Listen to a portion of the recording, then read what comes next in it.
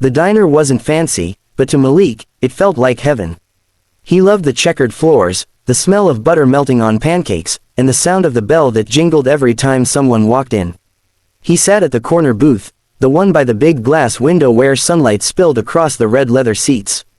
He held his menu tight, swinging his little legs under the table, humming the tune of his favorite cartoon. The waitress, Rosie herself, an older woman with kind eyes and silver hair tied in a bun, smiled warmly when she saw him. "Well, good morning, sweetheart," she said gently, handing him a kid's menu. "You here all by yourself?" Malik smiled shyly. "My dad's parking the car," he replied softly. "He said I can order pancakes with extra syrup." Rosie chuckled. "Extra syrup? Huh, sounds like a plan." She scribbled the order and poured him a glass of chocolate milk. "You've got good manners, kiddo. Not many your age do anymore." Malik grinned, taking a small sip. He didn't notice the man sitting 2 booths away, a large, broad-shouldered man with tattoos peeking out from under his white t-shirt. His name was Brett, known around town as Bully Brett. He wasn't just big, he was mean. Everyone knew it. He hung out with troublemakers, started fights for fun, and liked to make others feel small. Brett was already on his second beer, even though it wasn't even noon. He'd had a rough night gambling, lost a bunch of money, and his temper was ready to explode on whoever crossed his path next. When Brett noticed Malik sitting alone, something ugly lit up in his eyes. Maybe it was the boy's innocence, maybe it was the way people smiled at him. Brett didn't like either. He leaned back, sneering, and muttered loud enough for others to hear, "What's this? They let kids eat alone now. What is he, some kind of charity case?" The diner grew quieter. Rosie shot him a glare. "Mind your business, Brett," she warned. "He's just a kid." But Brett didn't stop. He smirked, sipping his beer.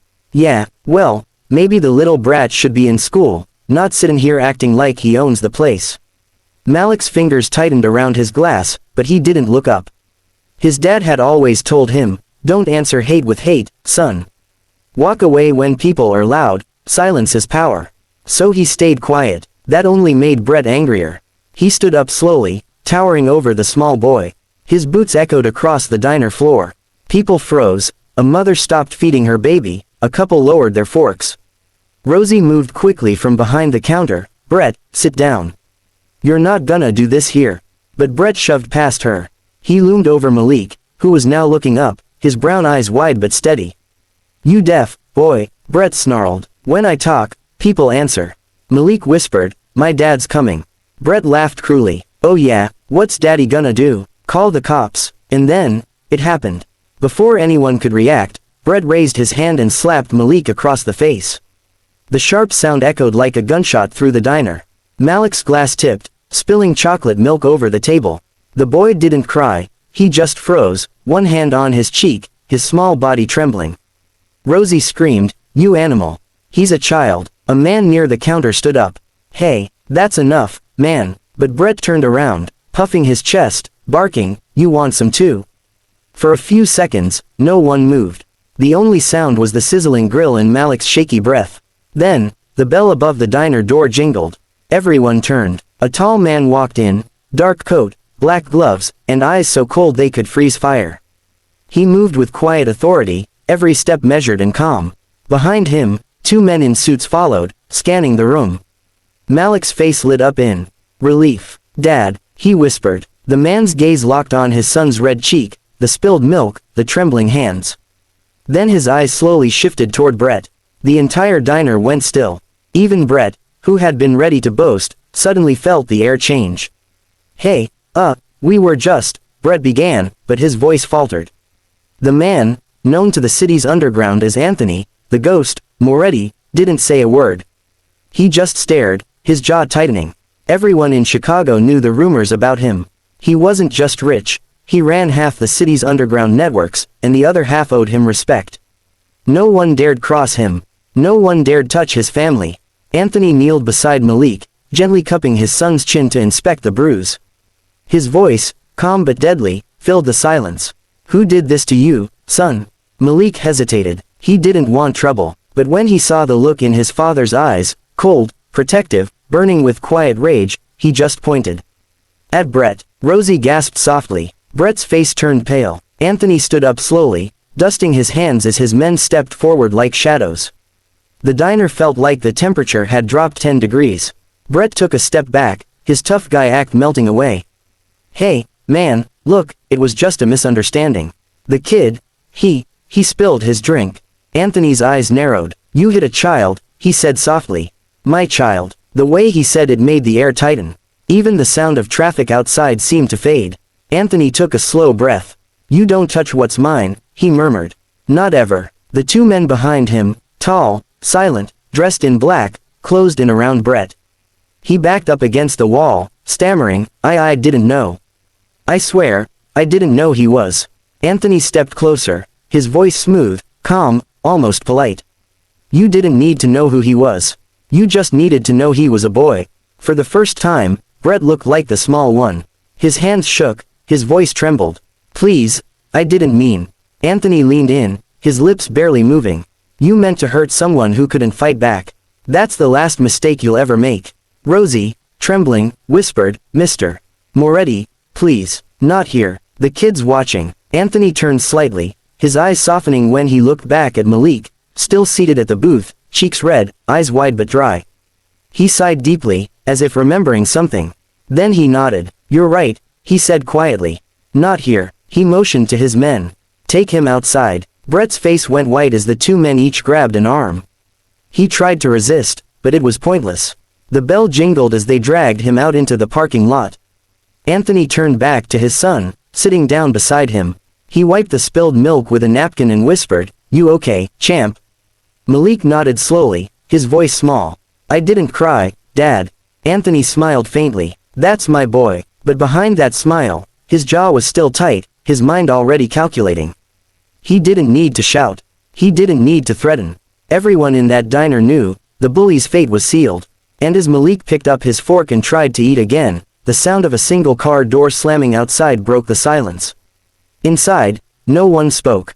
Rosie's hands shook as she poured more coffee, whispering a quiet prayer. Because everyone knew, when the ghost was angry, someone always disappeared. Outside Rosie's diner, the morning sun glared down on the cracked asphalt. The air was still, heavy with tension. Brett stood trembling between the two suited men, his bravado gone, replaced by pure, cold fear. Cars passed along the street, unaware that something dangerous and permanent was about to happen behind that small-town diner. Anthony Moretti, known in Chicago's dark corners as the Ghost, stepped out a moment later, his long coat brushing against his legs.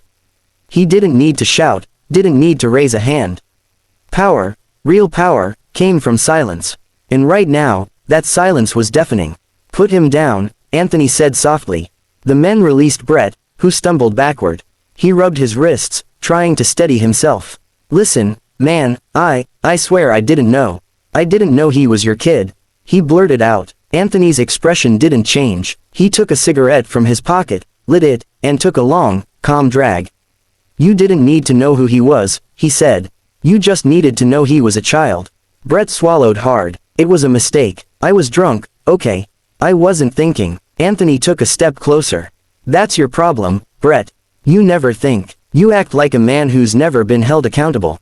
Brett's voice cracked. "Please, I'm sorry. I'll pay for whatever he needs." Anthony's men exchanged a glance. One of them, the taller one, Vincent, leaned close to his boss. "You want me to handle it?" Anthony flicked ash from his cigarette, his eyes still fixed on Brett. "Not yet." He walked in slow circles around the man, like a lion studying its prey. "Tell me," he said softly. "What made you do it? You see a little boy sitting alone, and what? That makes you angry." Brett stammered. He looked like one of those kids that get special treatment. Special treatment," Anthony interrupted, his tone now ice. "You think being judged by his skin is special treatment?" Brett shut his mouth. He didn't know what to say. Anthony exhaled smoke, staring at the sky. "You see, Brett, people like you make me tired. You walk around thinking the world owes you something. You hurt others because you feel small inside. But then one day," he looked down, locking eyes with him, "you hurt the wrong one." Brett's knees nearly gave out. "Please, Mr. Moretti, I'll do anything. I've got a family." Anthony raised his hand, stopping him. "Don't say that word." What word? Family." Anthony's eyes darkened. You don't get to talk about family after you slapped a boy in the face in front of strangers. A boy who never raised his voice, never fought back. A boy with more dignity in his 10 years than you've had in your entire miserable life.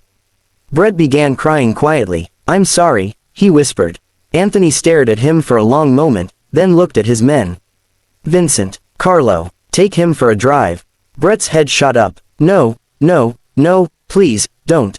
I didn't mean it. Vincent and Carlo grabbed him by the arms again, dragging him toward the black Cadillac parked nearby. Brett screamed and kicked, but it was useless. People passing on the street didn't even look. They knew better than to get involved when the ghost was around. Anthony stood there for a moment, watching as the car doors slammed shut and the engine roared to life. Then he turned back toward the diner, his cigarette burning down to the filter. He walked back inside slowly, the bell jingling once more. Malik was still sitting at the booth, quietly eating his pancakes, though his fork shook a little in his hand. Rosie hovered nearby, pretending to wipe tables but watching nervously. Anthony took a seat across from his son. For a few moments, he said nothing. He just looked at him, his small hands, his soft curls, his brave little face. You okay? He asked gently. Malik nodded. Yeah, my cheek doesn't hurt anymore. Anthony smiled faintly. You were strong, son. I'm proud of you. Malik hesitated, looking toward the window. What's gonna happen to that man? Anthony leaned back, his face unreadable. He's gonna learn a lesson about respect. Are you gonna hurt him? Malik asked quietly. Anthony paused. For a moment, he saw the reflection of his own past, his own father, a man of crime and silence, who taught lessons through fear, not words. He didn't want Malik growing up that way. He reached across the table, placing a hand on his son's shoulder. No, he said softly. Not me. Life will handle him. Malik looked down. Mom says hurting people never fixes anything. Anthony smiled, bittersweet. Your mom was always the wise one. Rosie approached, her hands shaking slightly as she poured coffee. Put a slice of pie on the house, she said. For the little guy, he's a brave one. Anthony nodded gratefully. Thank you, Rosie. She hesitated, then said softly, Mr. Moretti, I know what kind of man you are. But today, don't teach him fear. Teach him grace. Anthony's gaze softened. You have my word. Outside, an hour later, the black Cadillac returned. Vincent stepped out, walking up to his boss with a calm expression.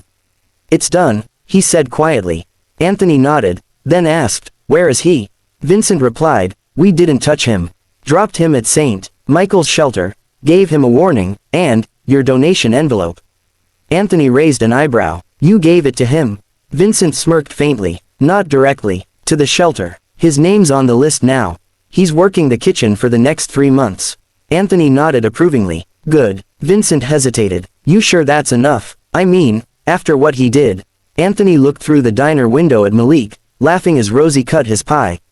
It's enough, he said quietly. My son doesn't need to grow up thinking revenge is strength. That night, the city buzzed under streetlights in quiet danger. Anthony sat in his office, walls lined with old books and photographs. One photo showed him and Malik fishing, both laughing, far away from the world's darkness.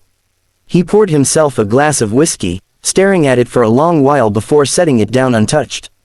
When Vincent entered, Anthony spoke without looking up. Did the papers hear anything about this morning? Vincent shook his head. No one's talking. They wouldn't dare. Good, Anthony said. Keep it that way. He turned, looking out the window at the city lights. You know, Vin, when I was Malik's age, my father handled disrespect differently. If someone looked at me wrong, they disappeared. That's how I learned fear before I learned love. Vincent stayed silent. Anthony sighed. Not my son. He'll learn kindness first. Because real strength isn't about what you destroy, it's about what you protect. The next morning, a headline ran quietly in a local paper. Local bully helps at shelter after public outburst, says he's found a second chance. No one connected the dots. No one mentioned the ghost. But at Rosie's diner, the waitresses whispered, the regulars nodded, and Malik smiled as he bit into his pancakes again, his cheek healed, his heart lighter. Rosie asked him, you coming back next Sunday, honey? Malik grinned. Yeah, but this time, my dad's sitting with me. Anthony smiled faintly, watching his son talk, the sunlight glinting off the diner window. He'd spent a lifetime building fear, but that morning, for the first time in years, he felt peace. Because sometimes, justice isn't about punishment. It's about teaching the next generation how to break the cycle of hate, without losing their strength.